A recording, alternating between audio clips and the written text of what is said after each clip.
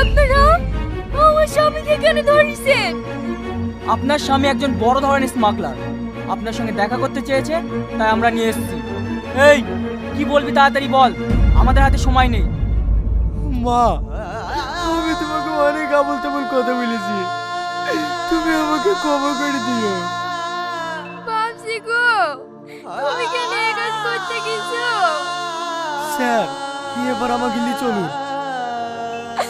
ওগো, তুমি যদি চলে যাও আমি জেলপরিকে কি করলে থাকবো গো?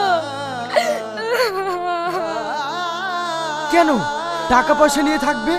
আমার কি টাকা পয়সা কম আছে নাকি? আমি সব বুঝতে পেরেছি গো, টাকা পয়সাতে কোনো সুখ নাই, সুখ হচ্ছে শুধু স্বামী স্ত্রীর ভালোবাসা। তুমি যে বুঝতে পেরেছো, এর জন্য তোমাকে অনেক অনেক ধন্যবাদ। চলুন স্যার।